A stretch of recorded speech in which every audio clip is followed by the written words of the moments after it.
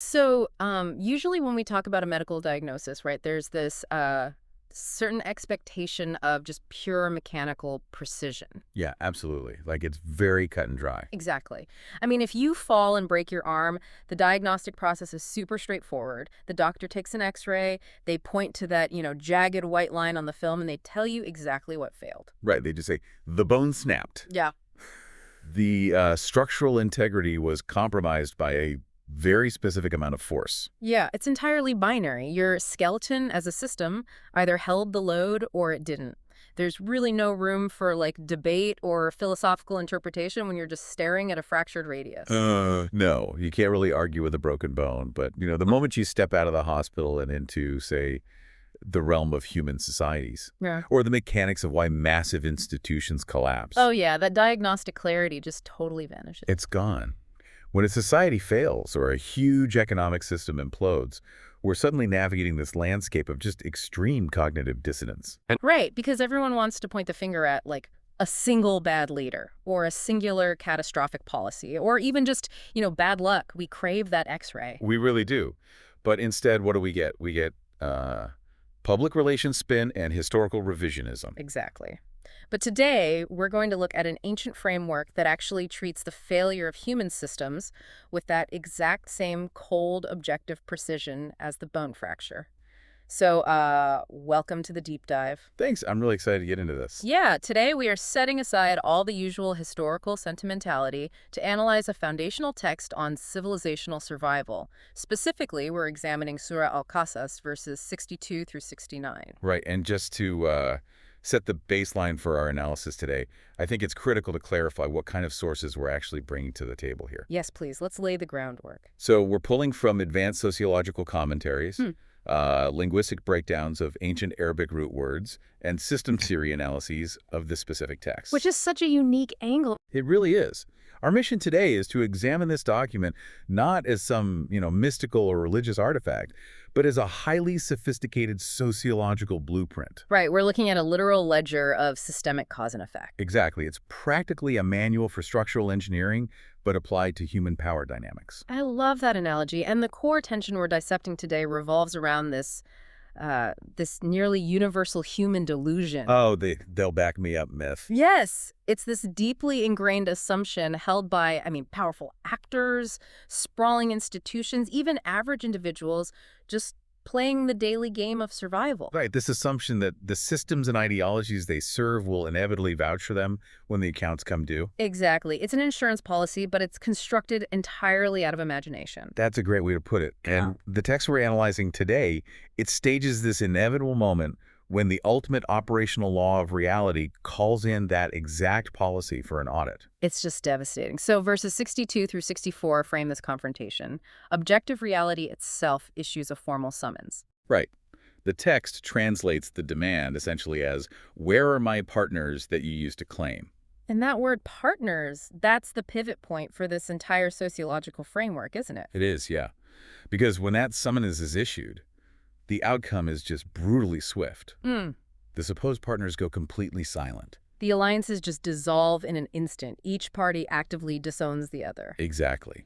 The fictions you spent your entire life serving, they simply evaporate the very moment you actually need them to bear a load. It's like taking a systems engineering perspective, right?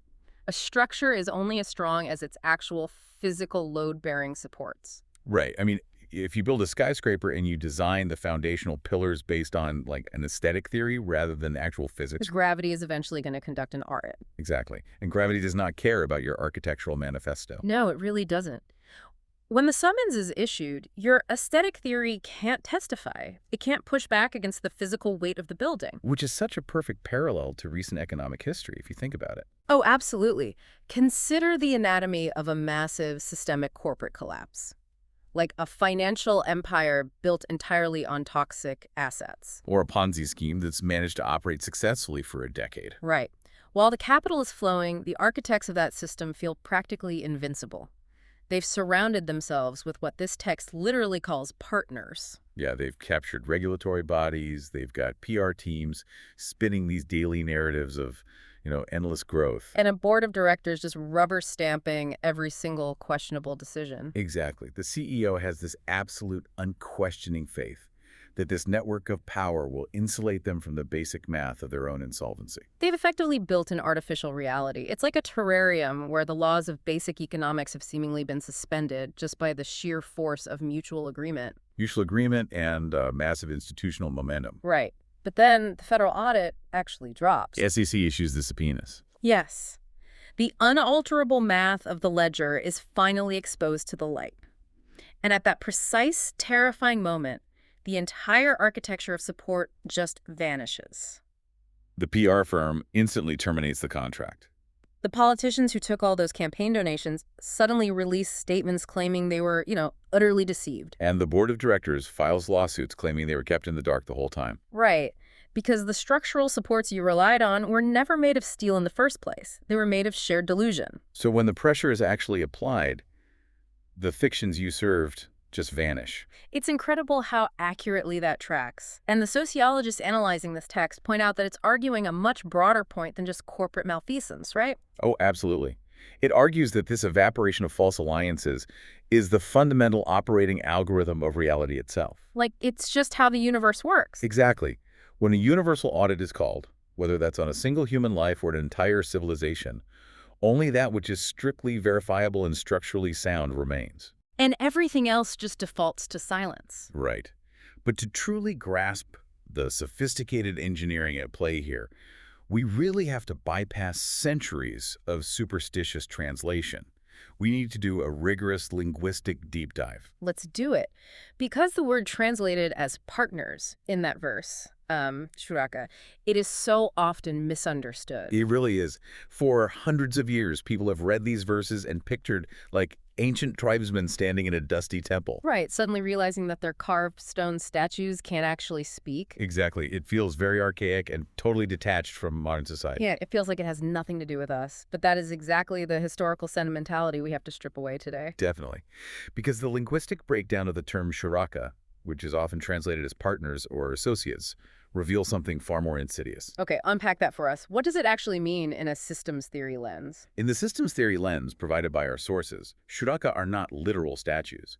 They are the powers, the patrons, the wealth, the political factions. Right, the institutional ideologies. Exactly. It's whatever a person or a society credits with having actual authority over outcomes. Oh, wow. So it essentially defines anything you believe guarantees your security outside of the actual objective operating laws of reality? Yes, precisely.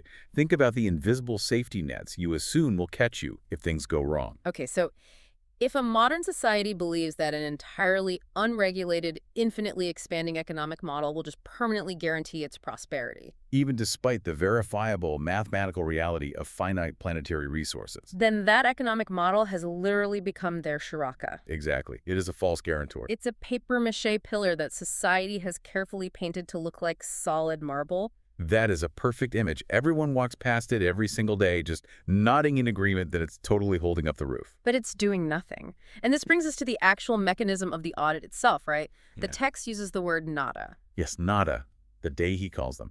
Etymologically, nada is a formal call or a demand for an accounting. A demand for accounting that's so specific. It is. And the commentaries highlight that this isn't some one-off event. It's a relentless, repeated summons throughout this entire section of the text. Right, it appears in verses 62, 65, and 74. Which is crucial because it shows this isn't a mythological trumpet echoing in the clouds at the end of time. It's a ledger being aggressively and methodically opened. Yes. It is a forensic audit demanding strict verification of claims. And I think framing it as a forensic audit is so helpful because it removes all that emotional baggage of, like, divine wrath or punishment. Exactly. An auditor isn't angry with you. Right. An auditor just looks at the spreadsheet and says, show me the math.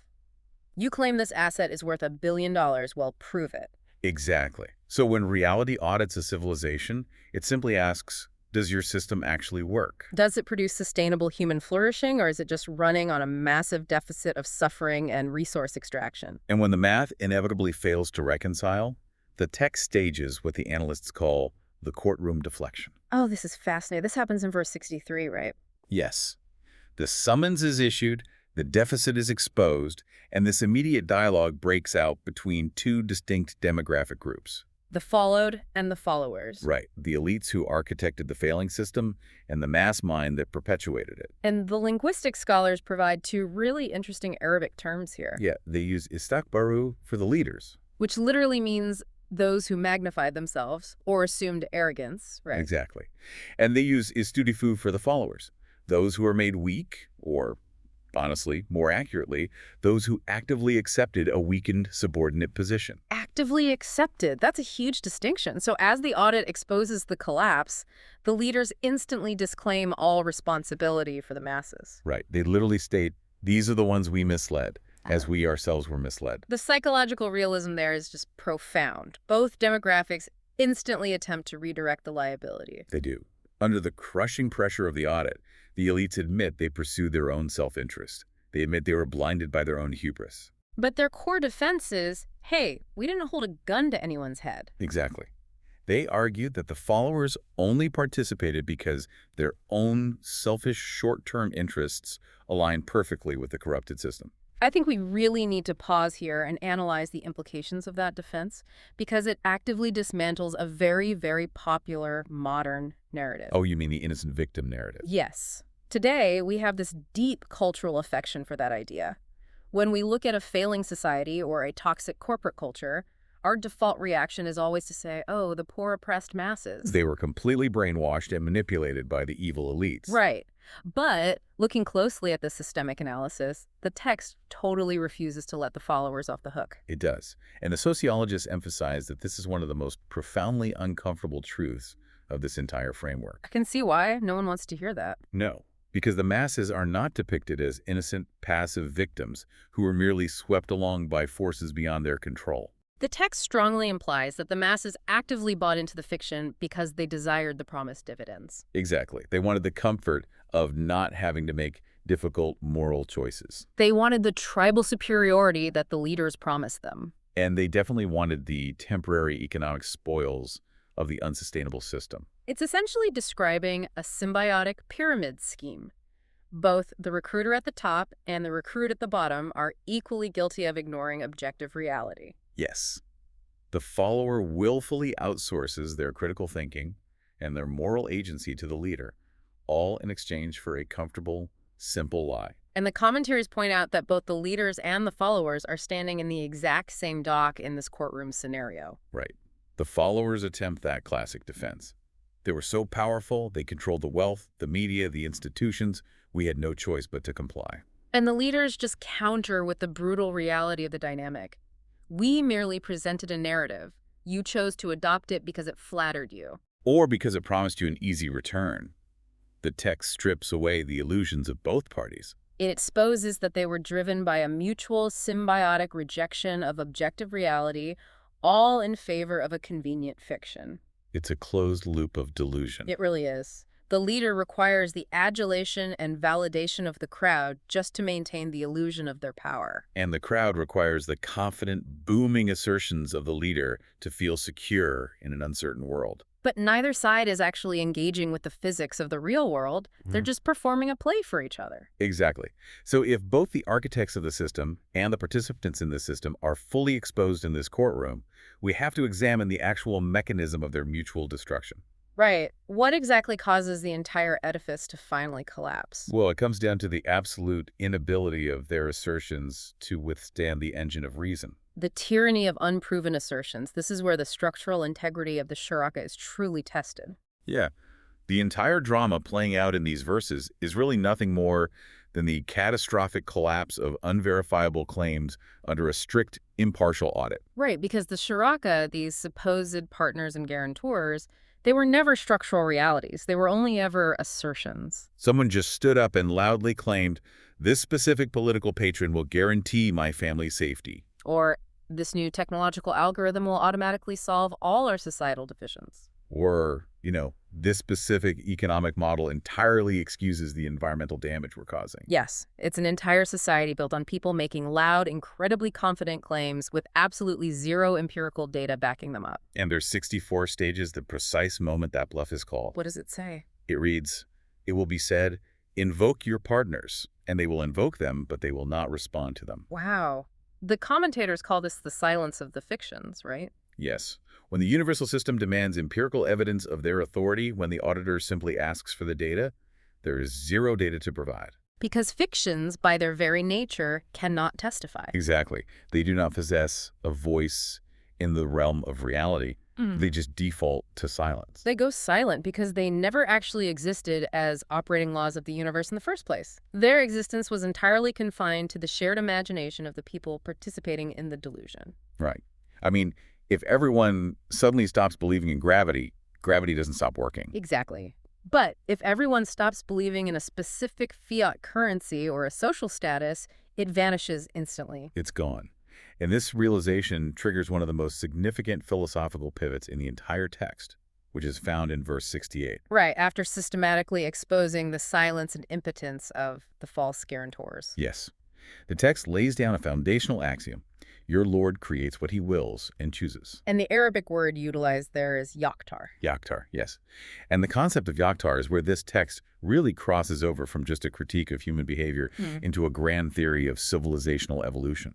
Because the sociologists explicitly connect this concept of yaktar, the act of choosing or selecting, to the mechanics of natural selection and systems engineering. They do. Consider it through the lens of evolutionary biology. Nature, much like human society, is incredibly prolific. Right. It produces abundant, almost chaotic variations. Humans create thousands of competing ideologies, countless intricate economic models, and infinite variations of political structures. We generate massive societal variety.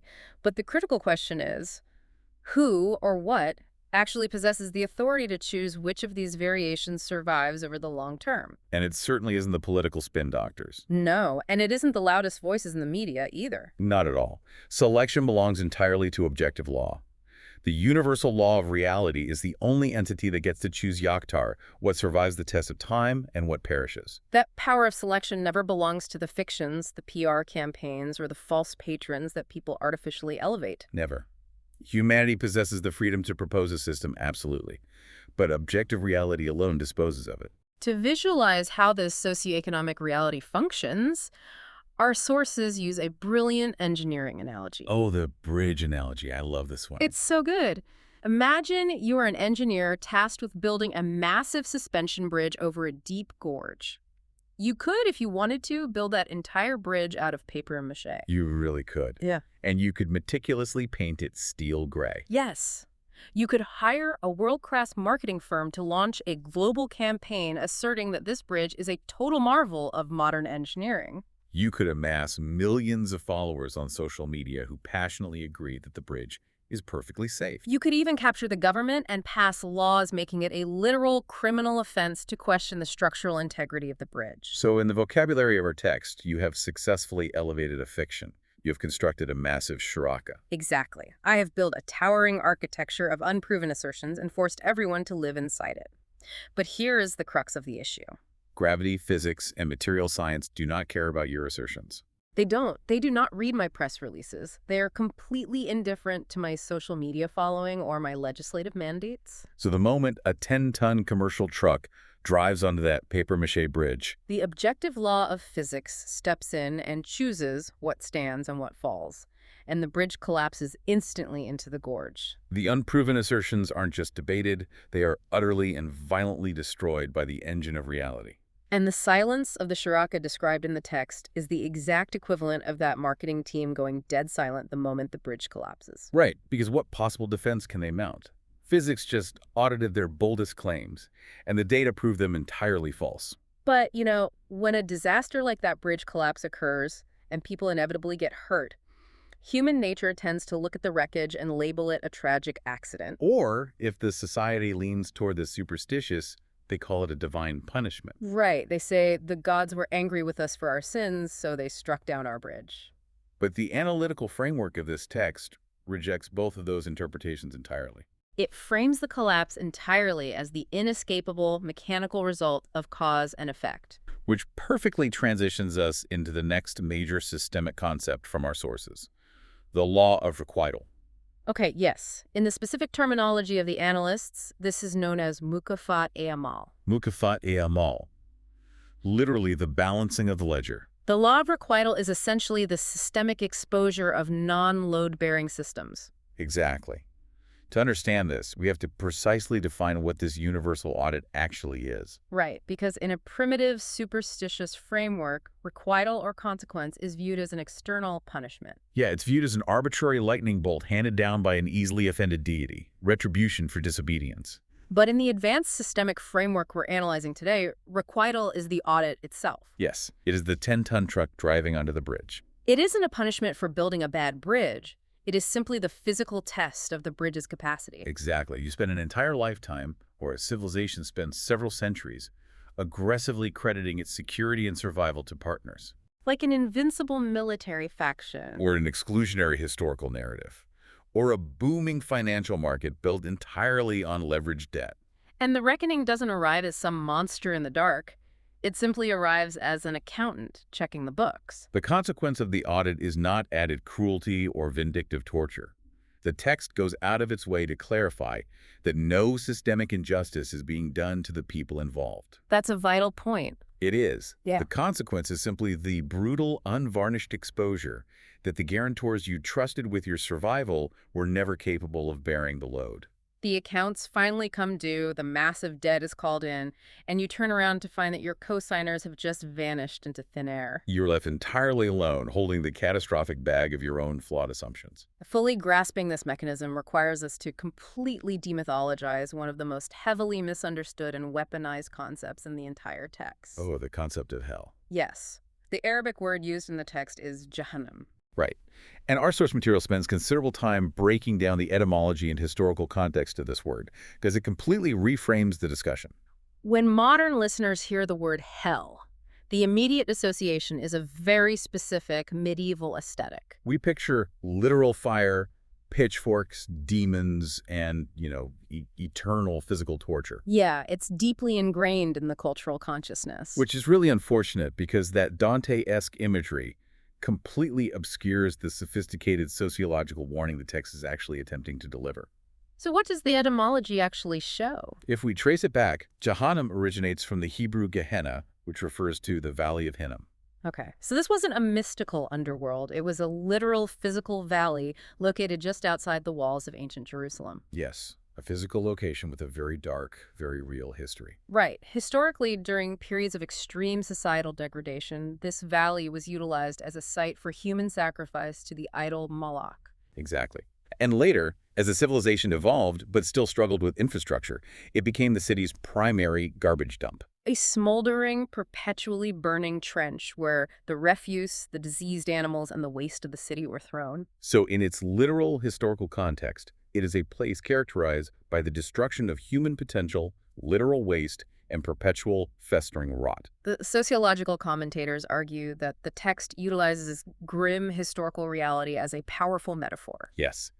Jahannam represents a civilizational state of stagnation and internal decay. And to really understand it, you have to contrast it with the text's primary metaphor for a successful, aligned society. Which is consistently described as lush gardens with flowing rivers. Right. Water that flows is the fundamental requirement for life. It generates kinetic power, it irrigates crops, it sustains the population. And it naturally cleanses itself as it moves. Exactly. But when a societal system relies on false guarantors, when it actively fights against the objective laws of progress, reason, and human equity, that forward momentum abruptly stops. The river stops flowing. The dam is built out of papier-mâché, and the water just pools up behind it. And water that doesn't flow inevitably stagnates. It becomes a fetid swamp. It breeds disease, parasites, and rot. The commentators argue that this systemic stagnation, this tragic destruction of human potential, and the resulting civilizational decay is the actual lived experience of Jahannam. Yes, it is the hellish consequence of a flawed sociological system. It is not a supernatural torture chamber waiting for you after you die. It is the inevitable mathematical state of a society that insists on building its infrastructure on delusions. The society literally becomes a Gehenna. It becomes a place that consumes its own future to feed its false idols. It's Shuraka. Exactly. Think about how often modern societies sacrifice their future generations through crippling national debt, environmental degradation, or endless tribal warfare. All just to maintain the fragile illusion of their current economic or political models. Right. That destruction of the future to serve the fictions of the present is the precise sociological definition of Jahannam. The source material takes this analysis a step further, too, offering a blistering critique of corrupted institutions. Particularly those masquerading as religious or moral authorities. Yes. The text argues that they actively act as an opium to keep the population complacent while they live in this state of stagnation. This specific critique in the research is incredibly sharp because it explains how these failing systems manage to survive for as long as they do without triggering a massive revolt. Right. How do they keep people pacified in the swamp? The text argues that corrupted ideological institutions perform a very specific function for the failing system. They convince the masses to accept their current misery as a virtue. Oh, wow. Yeah. They preach to the followers, yes, your material conditions are terrible. Yes, the system is unjust. But you must be patient, suffer quietly. Do not challenge the structural inequalities. Do not ask for a forensic audit of the leadership. Exactly. And if you do this, you will be magically, infinitely rewarded in an unseen afterlife. It is the ultimate deflection of accountability. It effectively neutralizes any biological or intellectual drive the population might have to actually fix the sociological rot in their present reality. It acts as a powerful systemic narcotic, ensuring that the elites maintain their grip on power and resources, while the civilization around them slowly turns into an uninhabitable swamp. If you strip away the capacity to demand an audit in the present, you basically guarantee the continuation of the delusion until reality finally forces a collapse. That's exactly it. Looking at the entire framework this way, there is undeniably a stark terror to the law of requital. The idea that you cannot escape the math of your decisions is genuinely intimidating. It is. But simultaneously, there is a profound grounding relief in it. The relief of the ledger. The relief of the ledger, exactly. It means that the universe we inhabit is not fundamentally arbitrary. You aren't suffering because you failed some secret, unknowable loyalty test, or because a capricious deity woke up angry. No, you are simply experiencing the natural, predictable outcome of a flawed equation. If you input bad data into the system, you get systemic failure as the output. If you build your bridge out of paper, it falls when the load is applied. It's terrifying, because you cannot bribe or cheat the math. But it is deeply comforting, because the math is reliable, it's consistent. You can learn the actual physics of reality, and you can choose to align your systems with it. That realization is the ultimate empowerment offered by this framework. It forces humanity to transition from a posture of superstitious, fearful begging to a posture of scientific, rational alignment. And this law of requital isn't just an interesting footnote from ancient history. It's a continuous, permanent algorithm running constantly in the background of human civilization. Completely, regardless of what century we happen to live in. But if the law of requital is this permanent, inescapable physics of society, it really makes you wonder why humanity keeps making the exact same structural mistakes century after century. The set dressing changes, but the core behavior doesn't. Which brings us to the synthesis of our deep dive today. The interplay between permanence and change. The analysts synthesized the core thesis into a single permanent principle. Right. Anything you elevate as a guarantor of your security, other than the actual operating law of reality, will inevitably fail to testify when it matters most. It will go silent under pressure.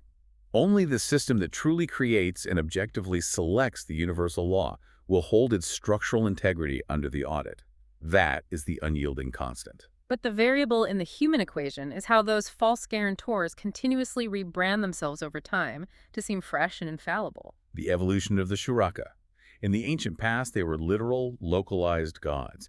They were carved as stone idols sitting in a temple. The population believed that sacrificing a goat to that specific statue would manipulate the weather and bring rain. And when the inevitable multi-year drought came and the crops failed, the stone statue was entirely silent. It could not testify.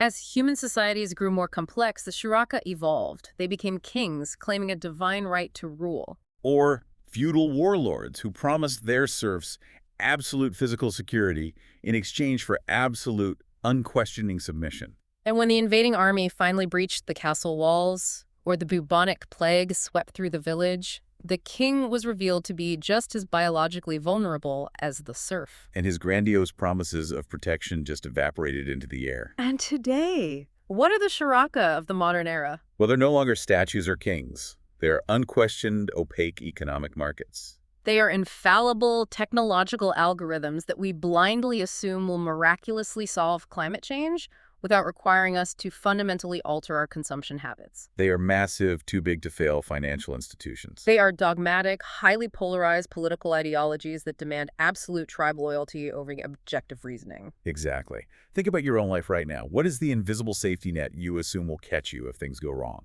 We love to look back at ancient people worshiping statues and mock their ignorance. We think, how could they be so primitive? How could they possibly believe that a piece of carved granite would vouch for them or save them from starvation? But we worship our own modern, complex constructs with the exact same uncritical blind faith. We really do. We assume our intricate financial derivatives, our advanced AI models, or our specific political affiliation will vouch for us. That they'll save us from ecological degradation or civilizational collapse. We operate under the delusion that the sophisticated system we built will somehow manage to suspend the foundational laws of physics and consequence. The sociologists point out that we are building the exact same papier-mâché bridges as our ancestors. We're simply utilizing vastly more expensive, technologically advanced materials to do it. And the inevitable crushing silence awaits us just the same. No matter the era, Surah Al-Qasas stages, in advance, the exact moment every piece of borrowed authority goes quiet. The profound silence at the audit is identical whether you're an ancient chieftain frantically clutching an amulet or a modern systems architect desperately relying on a flawed predictive algorithm. When reality calls the audit, fictions cannot testify. The arrogant self-interest of the istakbaru, the leaders, combined with the willful, comfortable blindness of the istudifu, the followers, leads to the exact same mutual destruction. It's a closed loop of societal failure, unless a population actively chooses to break out of it by aligning their institutions with verifiability. And breaking that loop demands relentless critical thinking. It demands that we constantly aggressively audit our own systems before reality inevitably does it for us. Because when reality conducts the audit, the result is the swamp of Jahannam's civilizational collapse and suffering.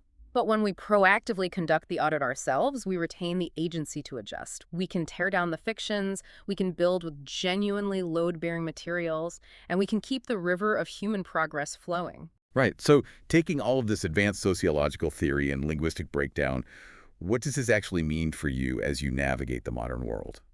The ultimate takeaway from our analysis today is that, true, lasting security does not come from the alliances you forge with temporary artificial powers. It doesn't come from joining the loudest political tribe or investing your identity in the most hyped economic fiction. Or hiding behind the strongest institutional PR campaign.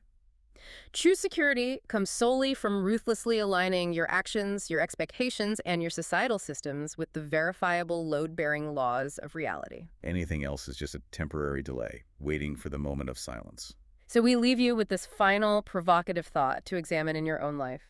Think back to the diagnostic X-ray we discussed at the very beginning of this hour. The clear, undeniable mathematical exposure of what is structurally broken and what is intact. If a forensic audit were called on your life or our society today, which of your assumed guarantors would fall completely silent? What systems, ideologies, or institutions are you leaning your weight against right now that are actually made of papier-mâché, just waiting for the engine of reality to choose if they stand or fall?